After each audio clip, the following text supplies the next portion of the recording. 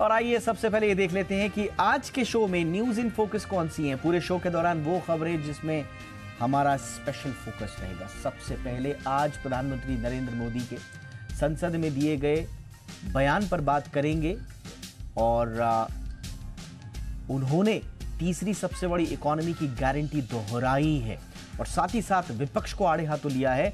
और एक नंबर जो उन्होंने दिया है 370 के आसपास की सीटें बीजेपी को और 400 पार टोटल एनडीए को।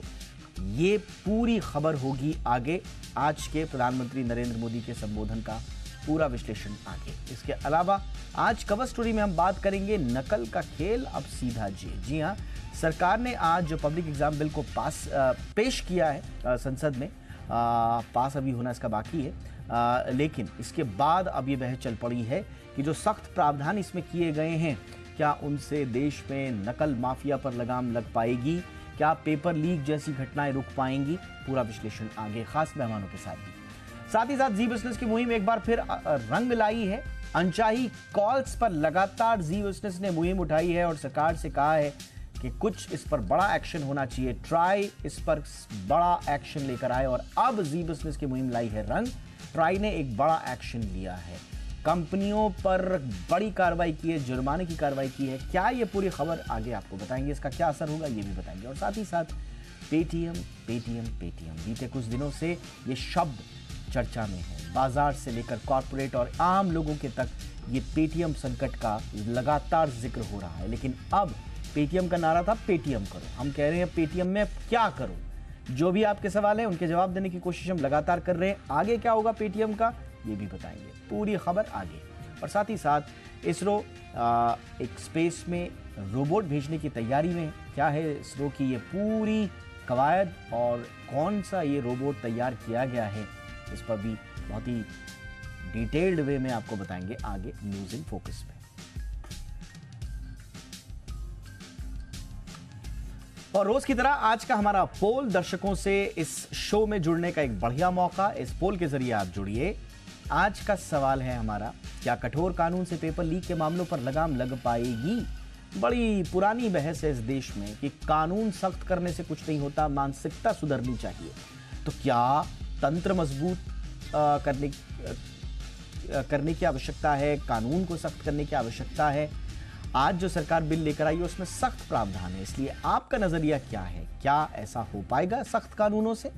हाँ या ना में जवाब देना है और साथ ही साथ आपको अपना कमेंट भी देना है, अपना नजरिया बताना है, अपना प्रतिक्रिया देनी है। और अगर वो प्रतिक्रिया हमें लगा कि अच्छी है, शानदार है, हटके है, तो उसे हम शामिल करेंगे आज के शो में भी। तो हाँ या ना में जवाब दीजिए। पोल्स हमारे तमाम सोशल मीडिया प्लेटफॉर्म्स पर ओपन है।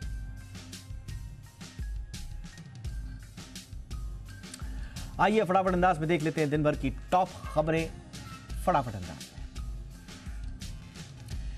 झारखंड में मुख्यमंत्री चंपई सोरेन ने विश्वास मत जीत लिया है। 81 सदस्यों वाली झारखंड विधानसभा में बहुमत का आंकड़ा 41 था। चंपई सोरेन के समर्थन में 47 वोट पड़े और विरोध में 29 वोट पड़े। खास बात यह रही कि 43 विधायक चंपई के साथ राजभवन गए थे, जबकि चंपई सोरेन के पक्ष में 47 विधायकों ने वोट दिया। इससे पहले झारखंड विधानसभा में फ्लोर टेस्ट पर बहस के दौरान हेमंत सोरेन ने कहा कि देश में लोकतंत्र में काली रात जुड़ गई है। देश में पहली बार किसी सीएम की गिरफ्तारी हुई है, मेरी गिरफ्तारी में राजभवन भी शामिल है। ईडी की कार्रवाई के खिलाफ झारखंड के पूर्व मुख्यमंत्री हेमंत सोरेन की याचिका पर आज सुनवाई में फिलहाल हेमंत सोरेन को कोई राहत नहीं मिली। झारखंड हाईकोर्ट ने उन्हें जमानत नहीं दी। वहीं हाईकोर्ट के चीफ न्यायाधीश जस्टिस एस चंद्रशेखर और जस्टिस अनुभा रावत चौधरी की बेंच ने सोरेन की गिरफ्तारी पर ईडी को 9 फरवरी तक जवाब दाखिल करने को कहा है। मामले में अगली सुनवाई 12 फरवरी को।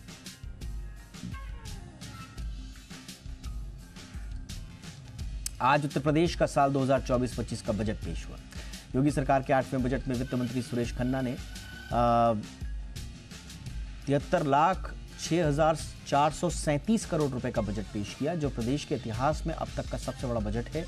बजट में 24,000 करोड़ रुपए की नई योजनाएं लाई गई हैं। बजट में कनेक्टिविटी, विस्तार, इंफ्रास्ट्रक्चर डेवलपमेंट के साथ ही महिलाओं, युवाओं, किसानों और गरीबों पर फोकस किया गया है। वहीं अयोध्या, काशी, मथुरा और महाकुंभ के लिए योगी सरकार ने अपना खजाना खोल दिया है। बजट में सरकार ने 5,000 करोड़ रुपए से ज्यादा धार्मिक स्थलों के विकास के लिए दिए। विधायकों की खरीद फरोख्त मामले में आम आदमी party Delhi police crime branch के नोटिस का विस्तार से लिखित जवाब देगी। पार्टी ने कहा है कि अगले कुछ दिनों में जवाब देगी।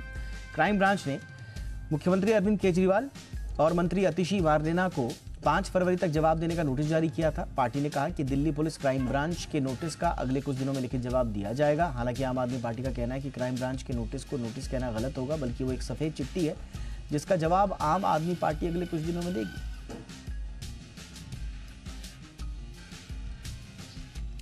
बिहार में फ्लोर टेस्ट से पहले एनडीए के अंदर प्रेशर पॉलिटिक्स शुरू हो चुकी है। हिंदुस्तानी अवामी मोर्चा के अध्यक्ष और पूर्व मुख्यमंत्री जीतन राम मांझी के बयान ने नई सरकार की टेंशन बढ़ा दी है। मांझी ने सार्वजनिक मंच से अब मंत्रालय बंटवारे पर असंतुष्टि जाहिर की। मांझी का कहना है कि उन्हें कोई बड़ा विभाग या मंत्रालय क्यों नहीं दिया जाता। मांझी ने कहा कि जब वो मंत्री थे तब भी SC/ST मंत्रालय दिया गया, अब बेटे संतोष को भी यही विभाग दिया गया है।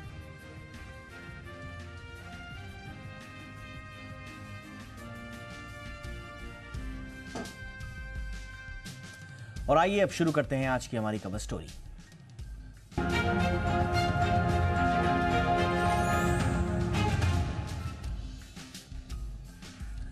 दसवीं 12वीं की परीक्षा हो या कॉम्पिटिटिव एग्जाम्स, मेहनती बच्चों की कड़ी मेहनत पर नकल और पेपर लीक पानी फेर देते हैं। देश भर में पेपर लीक के किस्से आए दिन सामने आते ही रहते हैं। इसी पर नकेल कसने के लिए केंद्र सरकार ने लोकसभा में पब्लिक एग्जामिनेशन बिल 2024 पेश किया है। बिल में पेपर लीक और परीक्षा में अनियमितता पकड़े जाने पर 10 साल की सजा और 1 करोड़ रुपए का जुर्माने का प्रावधान है। आज हम इसी बिल का विश्लेषण करेंगे, जानेंगे कि क्या वाकई में सख्त कानूनों से पेपर लीक और नकल जैसी घटनाओं पर लगाम लगाई जा सकती है या कुछ और करने की भी आवश्यकता है। विस्तार से चर्चा खास मेहमानों के साथ, पहले ये रिपोर्ट देखिए।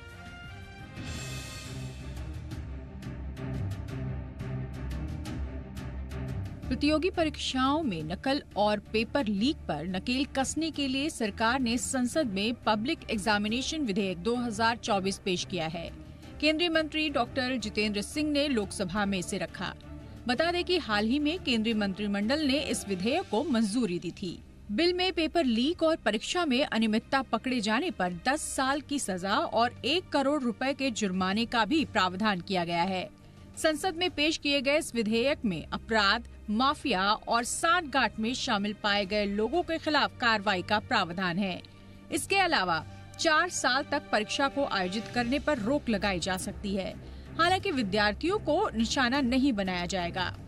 विधेयक में एक उच्च स्तरीय तकनीकी समिति के गठन का प्रस्ताव दिया गया है। ये कमेटी कंप्यूटर के जरिए परीक्षा प्रक्रिया को और अधिक सुरक्षित बनाने के लिए सिफारिशें करेगी। इस कानून के दायरे में UPSC, SSB, RRB, banking, NEET, CET और केंद्रीय विश्वविद्यालयों में दाखिले के लिए होने वाली परीक्षाएं आएंगी। संसद में पेश किए विधेयक के मुताबिक किसी कैंडिडेट की जगह पर किसी दूसरे अभ्यर्थी को परीक्षा दिलाने, पेपर सॉल्व कराने, केंद्र के अलावा कहीं और परीक्षा आयोजित करने या परीक्षा से जुड़ी धोखेबाजी की जानकारी नहीं देने वालों पर कार्रवाई होगी। वहीं कंप्यूटर आधारित परीक्षा को करा रहा सर्विस प्रोवाइडर गलत काम में लिप्त होते हुए पकड़ा जाता है तो उस पर भी 1 करोड़ रुपए तक जुर्माना लग सकता है।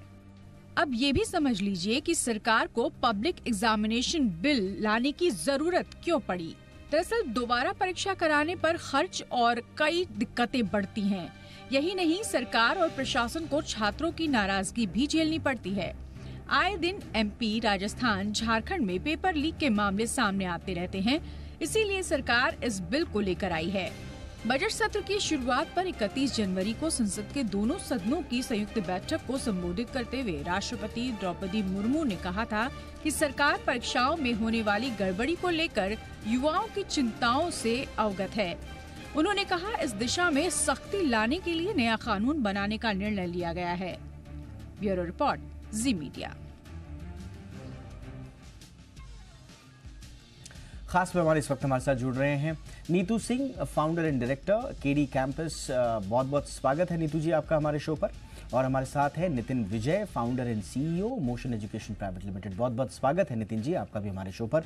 नीतू जी, चर्चा की शुरुआत आपसे ही, और ये बड़ी पुरानी बहस है देश में, ये क्या पेपर लीक है या नकल है, ये इशू क्या है? ये इशू समझदारी का है, ये इशू लॉ एंड ऑर्डर का है, ये इशू सिस्टम का है, किस तरह का है और टैकल इसे किया जाए? अब गवर्नमेंट को यह सॉल्यूशन लग रहा है कि साहब सख्त कर दिया जाए नियम। तो फिर पुरानी बहस आ जाती है, क्या नियमों के सख्त होने से पेपर लीक और नकल रुक पाएगी? आपका नजरिया मैम। सर, ये बहुत जरूरी कदम था। 2016 की मैं आपको बात बताती। उस समय पेपर लीक बहुत धड़ल्ले से हो रहा था, जब ऑफलाइन कोचिंग, जब ऑफलाइन एग्जाम्स होते थे तब। तो हुआ क्या, एक बार जब ये पेपर लीक होना बहुत ज्यादा हो गया था, मैं फेसबुक पे मैं पेपर अपडेट कर देती थी। हुआ क्या कि मुझे धमकी मिली कि आपको शायद नहीं पता, ये पूरी इंडस्ट्री है, 300 करोड़ की इंडस्ट्री है, आप हम लोग से पंगा ले रहे हैं। उसके बाद मैं थोड़ा सहम गई। मैंने कहा 300 करोड़ की इंडस्ट्री कैसे हो सकती है? तो पता चला कि बिल्कुल कंप्लीट एक रैकेट है, और कंप्लीट ये एक तरह का बहुत दिनों से कुछ चलता आ रहा है, जिसमें बहुत सारे लोग इन्वॉल्व हैं, और बड़े बड़े लोग भी शायद इन्वॉल्व है, क्योंकि इतनी बड़ी चीज इतने ऑर्गेनाइज्ड वे में कैसे हो सकता है। इस जो बिल का है, बिल्कुल मैं स्वागत करती हूँ। खासकर इसमें जब स्टूडेंट्स को हटा के ये बिल लाया गया है, तो क्योंकि स्टूडेंट्स बहुत भोले भाले होते हैं, उनको लालच दिया जाता है कि आप बस इतना लाख रुपया दीजिए और आपके पास एक सरकारी नौकरी आ जाएगी। तो लालच में पड़ के कई बार ऐसे बच्चे जो बिल्कुल मासूम होते हैं, वो इसमें इन्वॉल्व हो जाते हैं और पैसा दे देते हैं, और सही मायने में देखा जाए तो एक क्राइम का भाग बन जाते हैं। लेकिन जितने ऑर्गेनाइज्ड वे में ये चीजें चल रही थी, सरकार का ये कदम बहुत जरूरी था। लेट आया है, मैं तो ये मानूंगी कि लेट आया है, लेकिन आया है तो बहुत अच्छा कदम है। मैं इसका स्वागत करती हूँ सर। एब्सोल्युटली। सिर्फ 2023 तक ही अगर आप पिछले 7 साल पीछे अगर चले जाएं, यानी कि 2015-16 के आसपास के बाद से 70 से ज़्यादा ऐसे क्वेश्चंस हैं, ऐसे एग्जाम्स हैं जिसमें क्वेश्चन पेपर लीक हुआ है, और ये अक्रॉस इंडिया है। इसमें हरियाणा, इसमें महाराष्ट्र, इसमें मध्य प्रदेश, इसमें गुजरात, इसमें उत्तराखंड, सब जगह इसमें शामिल हैं। ये इतना बड़ा मामला बन चुका है कि ऐसा लगता है नितिन जी कि ये एक नेवर एंडिंग सागा है, और एक तरह से इसमें अजीब सी एक एक्सेप्टेंस सी भी सोसाइटी में हो गई थी। लोग चौंकते नहीं हैं, अगर कोई खुलासा होता है तो लोग चौंकते नहीं है, क्योंकि अपने इर्द गिर्द वो इतना देख चुके हैं पेपर लीक कि अब उनको ये बातें चौंकाती नहीं है। तो थोड़ा सा ये पेपर लीक और नकल की साइकी थोड़ा सा समझा पाए अगर आप अपने अनुभव से। सर, पहली बात तो सरकार का बहुत ही अच्छा कदम है, तो सरकार बधाई के इसके लिए बहुत बहुत पात्र है, इसमें कोई शक वाली बात नहीं है। खासतौर से कॉम्पिटिटिव एग्जामिनेशन में जब नकल होती है तो हम समझें कि बोर्ड की तैयारी जब बच्चा करता है, तो उसमें अगर 2 बच्चों के 90 आ गए, तीसरे के भी नकल की वजह से 90 आ गए, तो ठीक है, उन 2 को नुकसान नहीं हो रहा है, अपने मान सकते हैं, हालांकि वो गलत है।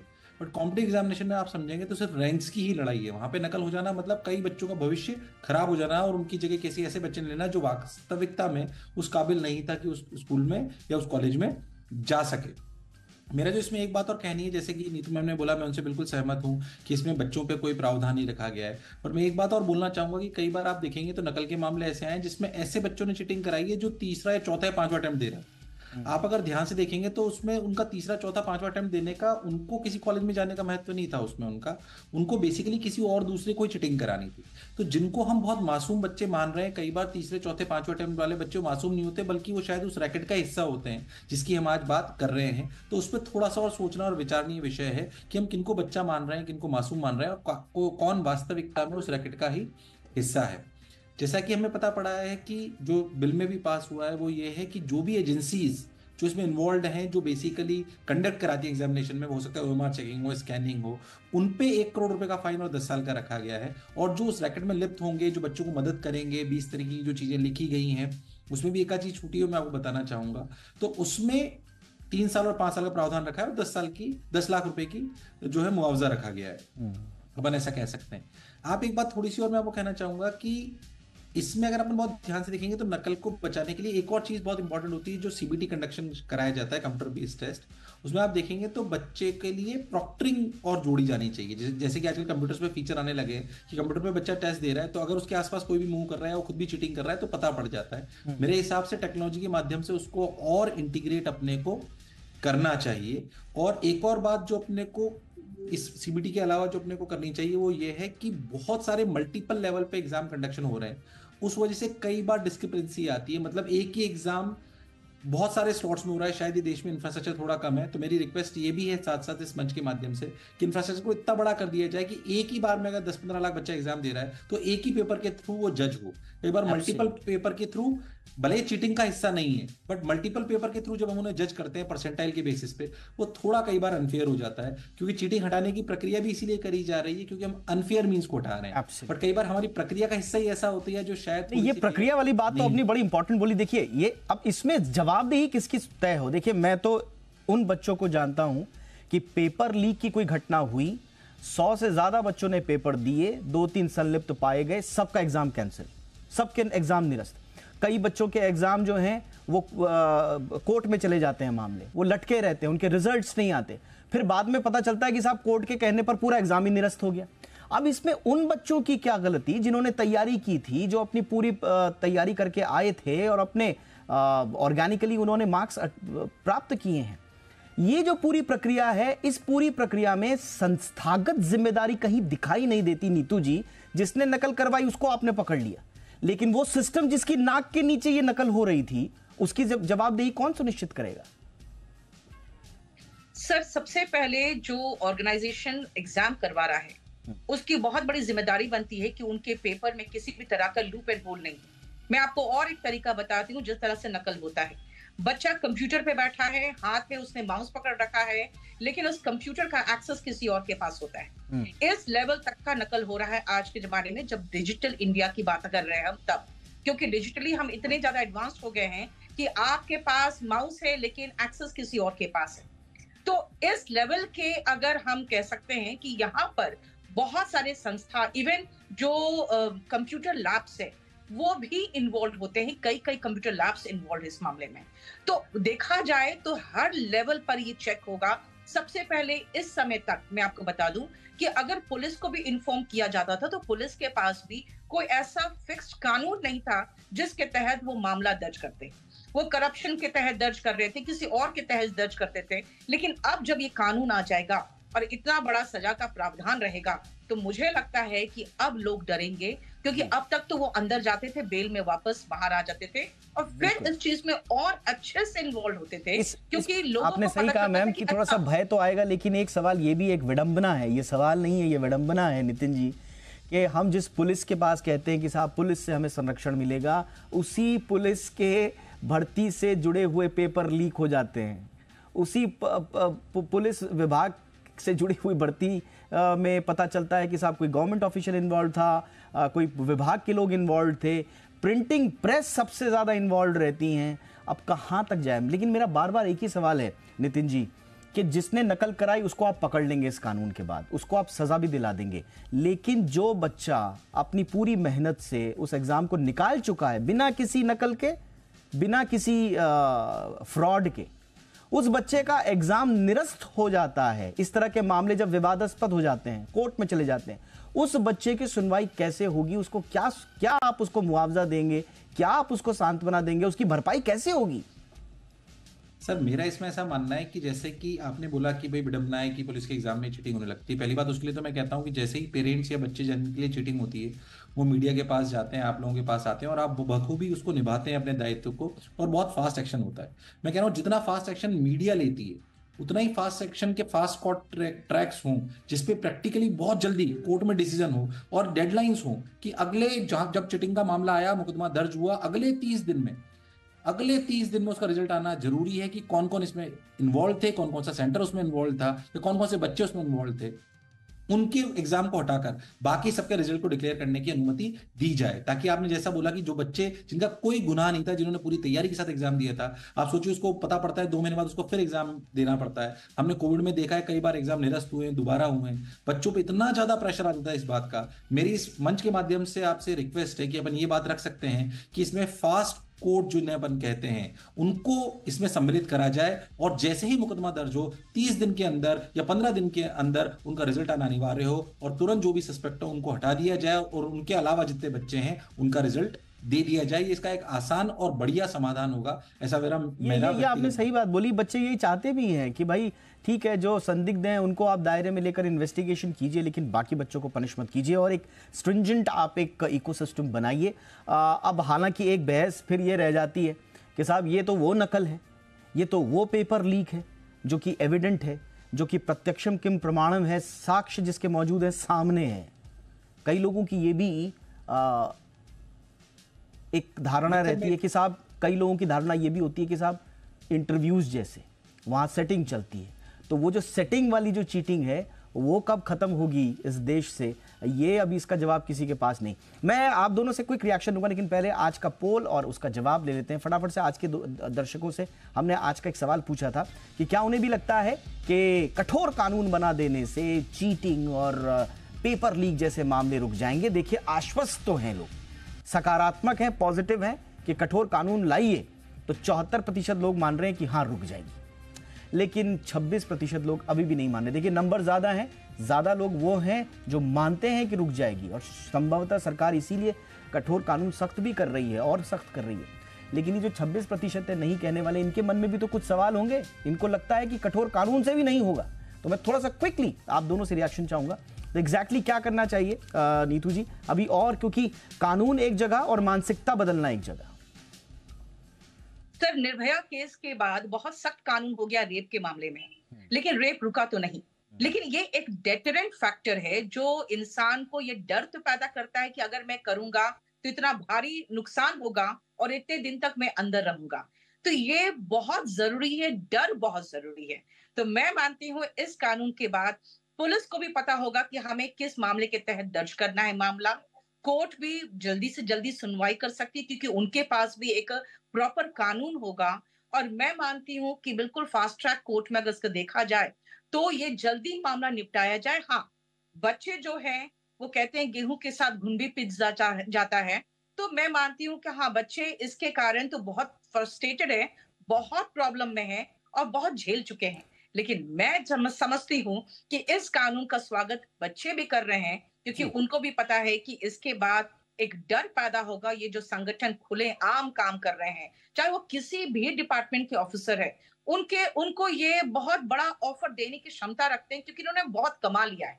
तो अगर इस रैकेट का भांडाफोड़ किया जाए और इनको दबोचा जाए तो मैं मानती हूँ कि ये एक बहुत स्वागतमय कदम है और ये अच्छा काम करेगी। अब अगर पुलिस अगर ये कानून आ जाए तो एब्सोल्युटली, यानी कि इम्प्लीमेंटेशन बहुत इंपॉर्टेंट होगा। हालांकि इस बात देखिए, बहुत पुरानी एक बहस भी चली थी उत्तर प्रदेश में, खास तौर से ये बहस चली थी।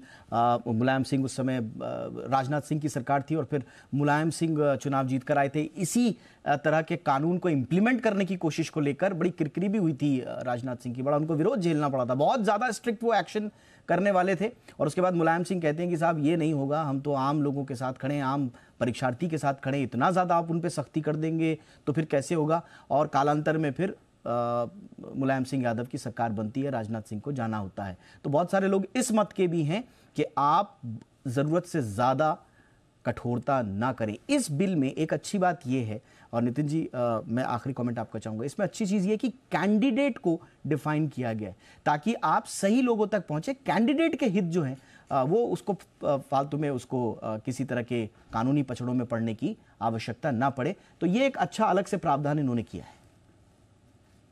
सर बिल्कुल, मैं पूरा स्वागत करता हूं कि जो सरकार ने ये लाया है, ये बहुत ही महत्वपूर्ण कदम है और बहुत अच्छा है। पर मैं फिर से एक बात अपनी बात कहना चाहता हूं कि कुछ बच्चे भी रैकेट का हिस्सा हो सकते हैं जो 3-4-5 साल ड्रॉप ले चुके हैं, हमें वो डिफरेंशिएशन करना पड़ेगा। दूसरी जो मेरी रिक्वेस्ट है, फास्ट कोर्ट इस पे जो है प्रावधान होना चाहिए कि 15-20 दिन में डिसीजन आए ताकि सारे बच्चे जो एग्जाम जिनको वापस देना पड़ता है उनको ना देना पड़े।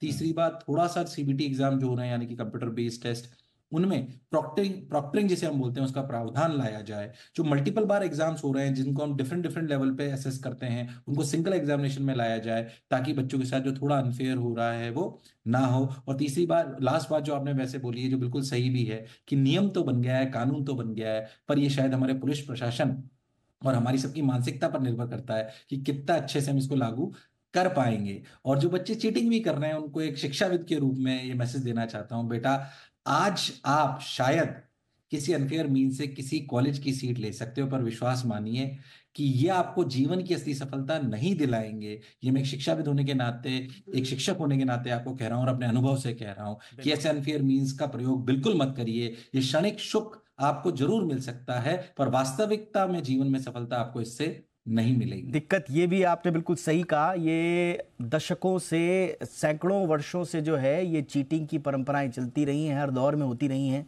रोका इसे नहीं जा पाया, अब इस पे कोशिश की जा रही है। लेकिन एक बड़ी दिक्कत आपने बिल्कुल सही कहा कि चीटिंग को हमारे देश में न जाने क्यों ग्लैमराइज करने की भी प्रवृत्ति है। अपने अपने लोग बचपन सुनाते हैं कि हम फर्रे लेकर जाते थे, हम चीटिंग करते थे, हमने टीचर को ऐसे मूर्ख बना दिया, हमने वैसे मूर्ख बना दिया, हमने इस इनोवेटिव तरीके से चीटिंग करी थी, और फिर वो बाँचते हैं उसको अपनी एक उपलब्धि की तरह। तो मुझे लगता है ये नाइंसाफ़ी है उन बच्चों के लिए जो बच्चे मेहनत से आगे बढ़ना चाहते थे, लेकिन आपने जिस भी रूप में, आपने जिस भी चीज़ से आपने प्रेरित होकर ये बड़े शानदार, आपकी भाषा में जो शानदार कदम कहा जाता है वो उठाया, सोचिए कि जो दूसरे बच्चे, जो डिजर्विंग बच्चे थे, उनके साथ कितना अन्याय हुआ। और बाद में जब इसी का विकृत रूप दिखता है नौकरियों में, कॉम्पिटिटिव एग्जाम्स में, तो सोचिए यहाँ तो करियर तक बात आ जाती है, जीवन तक बच्चों की बात आ जाती है। इसलिए ये बंद होना चाहिए। कोशिश सरकार की इस दिशा में है, लेकिन सिर्फ सरकारी कोशिश से नहीं होगा, इम्प्लीमेंटेशन प्लस समाज और छात्रों और शिक्षकों सबकी मानसिकता भी बदलनी चाहिए। मैं तो मोटी मोटी बातें कर गया, बारीकी से आप दोनों ने बहुत अच्छे से समझाया। नीतू जी बहुत बहुत धन्यवाद इसके लिए, नितिन विजय जी बहुत बहुत धन्यवाद आपका भी। और अब बात बिजनेस से जुड़ी उन खबरों की जो सुबह से लेकर शाम तक सुर्खियों में रही। भारतीय एयरटेल ने अक्टूबर दिसंबर तिमाही के नतीजों का ऐलान कर दिया है। सालाना आधार पर कंपनी का मुनाफा 54% बढ़कर 2,442 करोड़ रुपए रहा। सालाना आधार पर कंपनी का रेवेन्यू सालाना आधार पर 6% से ज्यादा बढ़कर 38,339 करोड़ रुपए रहा। एयरटेल ने कहा है कि उसका मोबाइल एवरेज रेवेन्यू पर यूजर प्रति माह 208 रुपए है, जो अनुमान से बेहतर है और पिछले साल की समान तिमाही के 193 रुपए के मुकाबले करीब 8% ज्यादा है। जनवरी सर्विस सेक्टर का HSBC परचेजिंग मैनेजर्स इंडेक्स यानी कि PMI 61.8 रहा। ये 6 महीने का उच्चतम स्तर है। दिसंबर में ये 59 पर था। देश का सर्विस PMI लगातार 30वें महीने 50 के अहम स्तर से ऊपर बना हुआ है। आज आए आंकड़ों से पता चलता है कि जनवरी में सर्विस प्रोवाइडर्स को मिलने वाले एक्सपोर्ट ऑर्डर्स की ग्रोथ रेट 3 महीने के उच्चतम स्तर पर रही है। PMI का 50 से ऊपर होने का मतलब है कि कारोबारी गतिविधियों में एक्सपेंशन हो रहा है। अगर यह आंकड़ा 50 के नीचे रहता है तो यह माना जाता है कि कारोबारी गतिविधियों में संकुचन हो रहा है। APJ सुरेंद्र पार्क होटल्स का IPO आज से निवेश के लिए खुल गया है। रिटेल निवेशक इसके लिए 7 फरवरी तक बोली लगा सकेंगे। कंपनी ने IPO का प्राइस बैंड 147 से 155 रुपये प्रति शेयर रखा है। इसकी इशू के जरिए कंपनी 920 करोड़ रुपये जुटाना चाहती है। कंपनी 600 करोड़ रुपए के नए शेयर जारी करेगी। IPO से जुटाए गए पैसे का इस्तेमाल कंपनी पुराना कर्ज चुकाने और कॉर्पोरेट जरूरतों को पूरा करने में करेगी। APJ सुरेंद्र पार्क होटल्स के द पार्क कलेक्शन जैसे ब्रांड नेम से कोलकाता, नई दिल्ली, चेन्नई, हैदराबाद, बेंगलुरु, मुंबई जैसे बड़े शहरों में होटल्स हैं। Hyundai मोटर्स अपनी भारतीय सब्सिडियरी Hyundai मोटर इंडिया की IPO के लिए संभावनाएं तलाश रही है। रॉयटर्स की एक रिपोर्ट के मुताबिक कंपनी इस साल $30 अरब तक की वैल्यूएशन पर कम से कम $3 अरब का IPO लाने की कोशिश में है। अगर ऐसा होता है तो ये भारत का सबसे बड़ा IPO होगा। देश में अब तक का सबसे बड़ा IPO LIC का रहा है। एक मीडिया रिपोर्ट में कहा गया है कि Hyundai का प्लान Hyundai मोटर इंडिया को दिवाली पर शेयर बाजारों में लिस्ट कराने का है। Hyundai भारत में दूसरी सबसे बड़ी कार कंपनी है। सीमेंट कंपनी श्री सीमेंट की मुश्किलें बढ़ती जा रही हैं। इनकम टैक्स डिपार्टमेंट ने श्री सीमेंट के खिलाफ 8,500 करोड़ रुपए की बड़ी टैक्स चोरी का मामला पकड़ा है। कंपनी के खिलाफ बोगस क्लेम के जरिए टैक्स चोरी करने का आरोप है।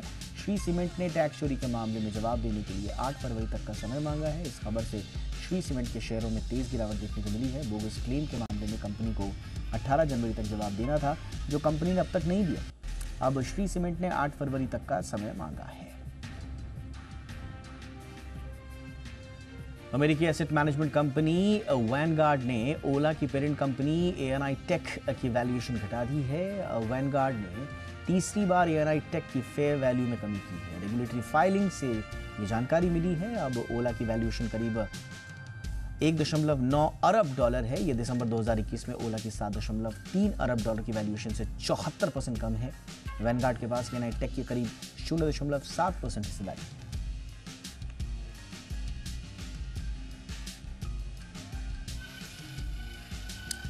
और जी बिजनेस की मुहिम के बाद ट्राई ने टेलीमार्केटर्स को नोटिस जारी किया है, क्योंकि मोबाइल यूजर्स के फोन पर अभी भी अनचाही कॉल्स की घंटियां बज रही हैं। अनचाही कॉल्स और मैसेज को लेकर एक तरफ कंपनियां सुस्त दिखाई दी, तो इसी के बाद अब ट्राई एक्शन मोड में है। खासतौर से जी बिजनेस ने लगातार अनचाही कॉल्स का यह मुद्दा उठाया था अपने शोज के जरिए।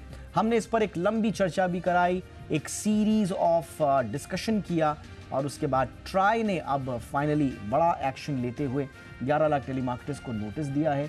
2 लाख से ज़्यादा नंबर्स की आउटगोइंग बंद भी की गई है, ये बड़ा नंबर है। और साथ ही साथ टेलीकॉम रेगुलेटर ने जुर्माने की कार्रवाई भी शुरू कर दी है। ज़्यादा जानकारी के लिए चलते हैं अमरीश पांडे मेरे सहयोगी के पास, जो इस पूरी मुहिम का खास हिस्सा रहे हैं। अमरीश, बड़ा अच्छा एक्शन रहा ट्राई का, लेकिन थोड़ा देर से नहीं आए?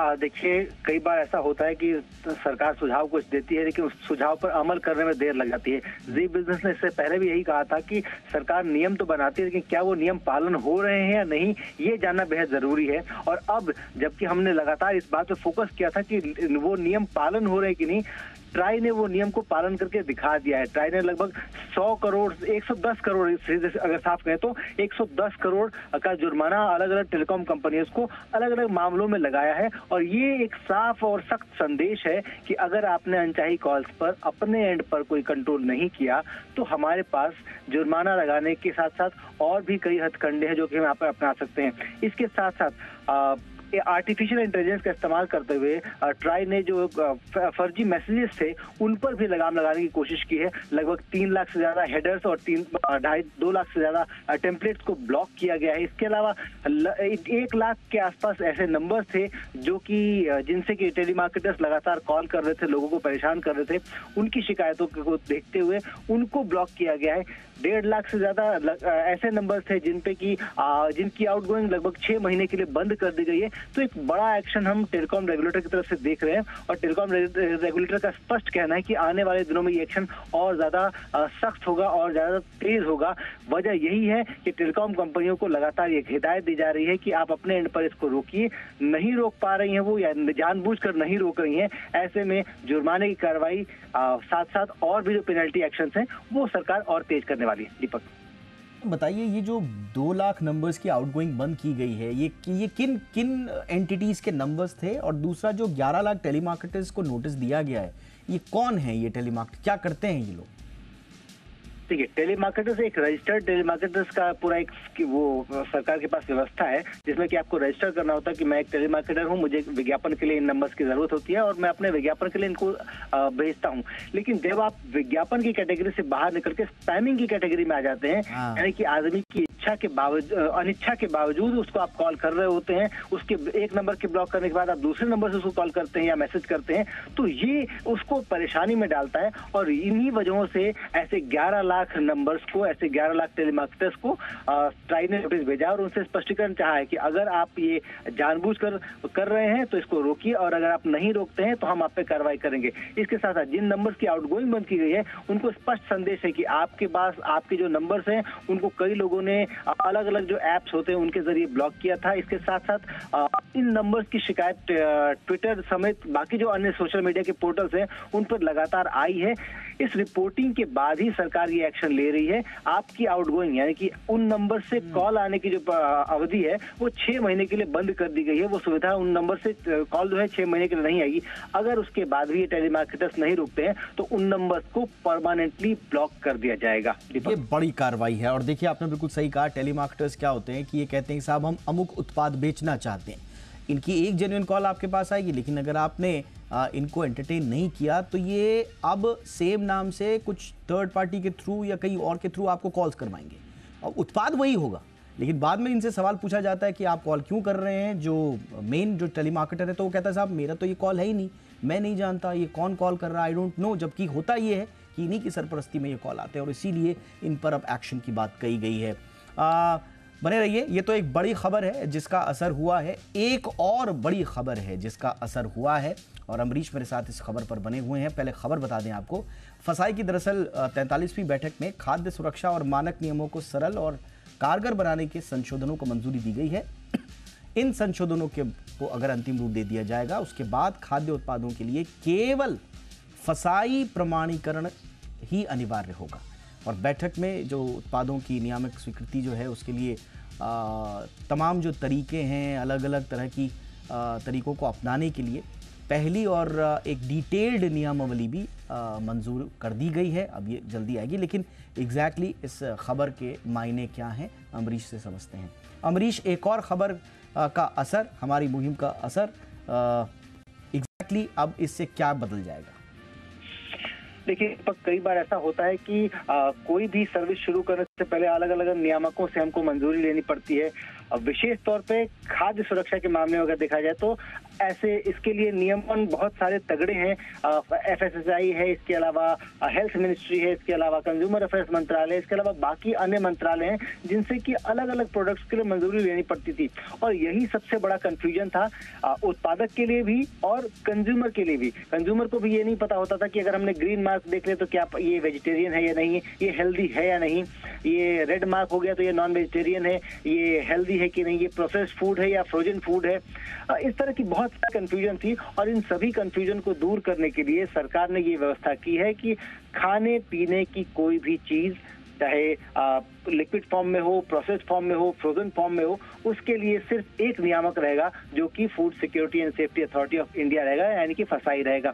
इसके अलावा बाकी किसी अन्य नियामक की आपको आवश्यकता नहीं है। आपको जितनी भी रेगुलेटरी फाइलिंग्स करनी है वो फसाई के जरिए कीजिए और उनसे मंजूरी मिलने के बाद आप कोई भी उत्पाद मार्केट में बेच सकते हैं। इससे दोनों को ही बेनिफिट है। पहला तो कंज्यूमर को बेनिफिट ये है कि उसके पास कोई कंफ्यूजन नहीं रहेगी। अगर उसने देख लिया कि इसमें फसाई की मंजूरी है, उसकी वेबसाइट पे ये प्रोडक्ट दिख रहा है, यानी कि ये प्रोडक्ट ऑथेंटिक है, सर्टिफाइड है, आप इसको कंज्यूम कर सकते हैं। इसके अलावा उत्पादक के तौर पे अगर हम देखें तो वो सारी कंफ्यूजन अब दूर होने वाली है। अब उनको अलग अलग मंत्रालयों में, अलग अलग विभागों में दिक्कतें नहीं झेलनी पड़ेंगी, सिर्फ एक नियामक रहेगा और उनके जरिए वो सारे स्पष्टीकरण, सारे मंजूरियां जो है वो ले सकते हैं। तो कुल मिलाकर ग्राहक के हित में एक बड़ा कदम है। जी, ग्राहक के हित में भी और इंडस्ट्री के हित में भी है। उनको अननेसेसरी रेगुलेटरी वर्क से वो बच पाएंगे। एक सिंगल उनके पास विंडो होगी, उनको चाहिए बस फसाई की मंजूरी।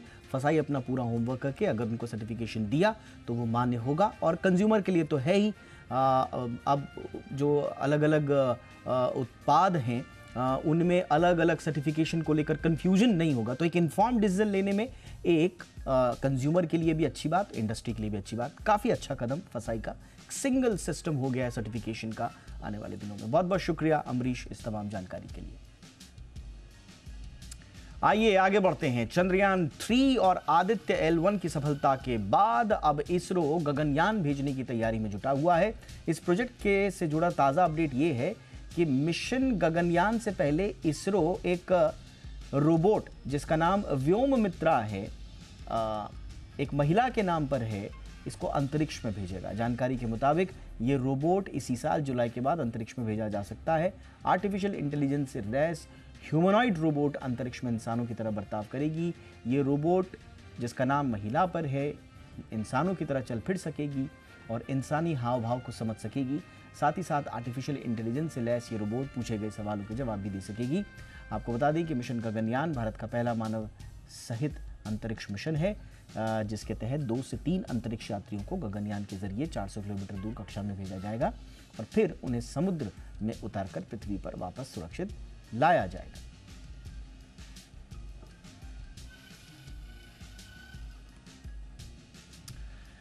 प्रधानमंत्री नरेंद्र मोदी ने लोकसभा में राष्ट्रपति के अभिभाषण पर धन्यवाद प्रस्ताव पर चर्चा का जवाब देते हुए विपक्ष पर जमकर हमला बोला। इस दौरान प्रधानमंत्री मोदी ने कहा कि आने वाले लोकसभा चुनाव में बीजेपी 370 सीटें जीतेगी और एनडीए को मिलेंगी 400 पार। उन्होंने कहा कि तीसरा कार्यकाल ज्यादा दूर नहीं है। प्रधानमंत्री ने कहा कि तीसरा कार्यकाल अगले 1000 साल की मजबूत नींव रखेगा। मैं देख रहा हूं देश का मिजाज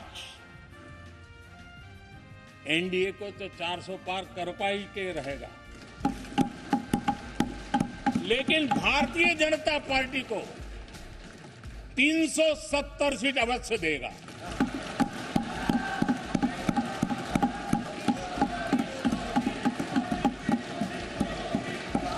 बीजेपी को 370 सीट और एनडीए को 400 पार।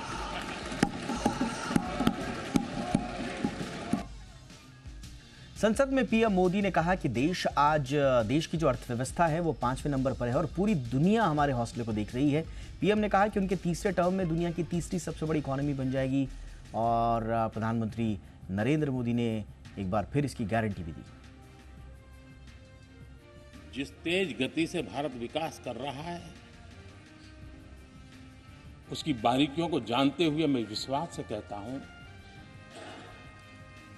और इसीलिए मैंने कहा है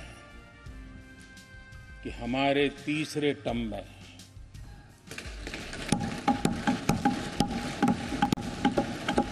भारत दुनिया की तीसरी बड़ी आर्थिक ताकत बनेगा।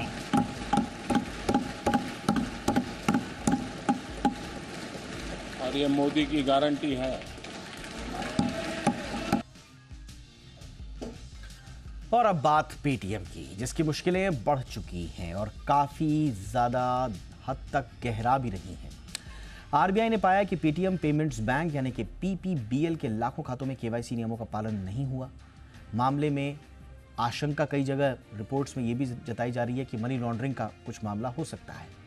ऐसे में आरबीआई ने पीपीबीएल के खिलाफ सख्त एक्शन लिया है और इसकी हाई जो बहुत ज़्यादा लोकप्रिय कई सेवाएं भी थी उन पर भी बैन लगाने की बात कही गई है। ये सख्ती 29 फरवरी से लागू होगी।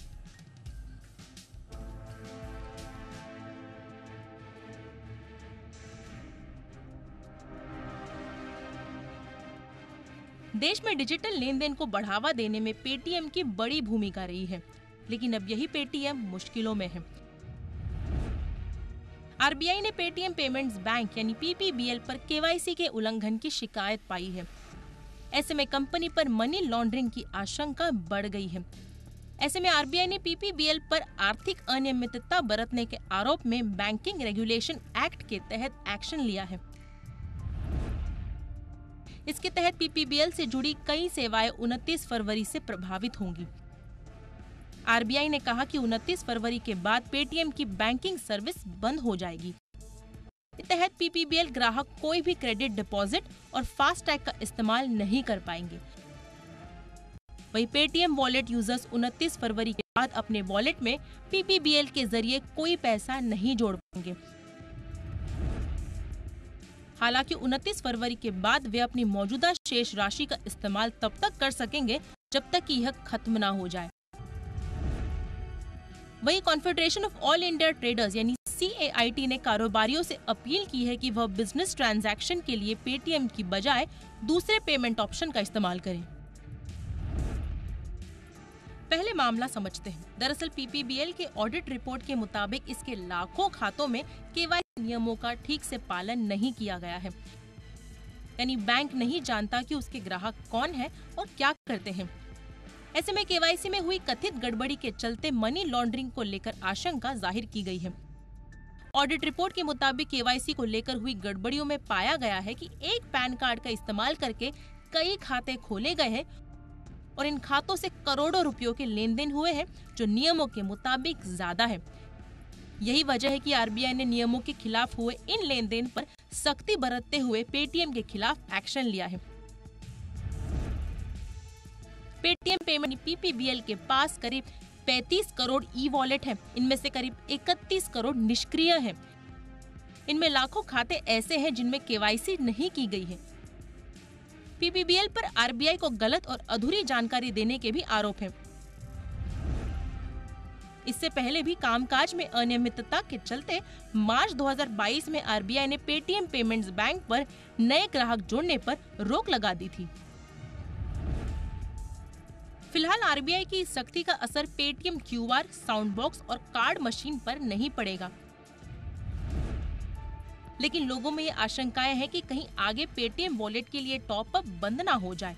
वहीं पेटीएम के जरिए पैसा लेने वाले दुकानदारों के मन में भी कई तरह के सवाल हैं कि वो ग्राहकों से इसके जरिए पैसा ले या नहीं ले। वहीं पेटीएम की पेरेंट कंपनी 197 कम्युनिकेशंस ने सफाई देते हुए कहा कि ये सभी मीडिया रिपोर्ट्स गलत जानकारी पर आधारित है। ये रिपोर्ट सिर्फ अनुमान पर आधारित है। कंपनी ने स्टेक होल्डर्स से ऐसी किसी भी अफवाह पर ध्यान नहीं देने की अपील की है। फिलहाल तो सवाल और संदेह जब एक बार पैदा हो ही गया है तो कंपनी पर लगे आरोपों की सच्चाई भी कंज्यूमर्स के सामने आनी ही चाहिए। ब्यूरो रिपोर्ट, जी मीडिया। इंडिया 360 में आज बस इतना ही। #ZIndia360 याद रखिए। कोई राय, कोई सुझाव हो तो जरूर भेजिएगा। इंतजार रहेगा। नमस्कार।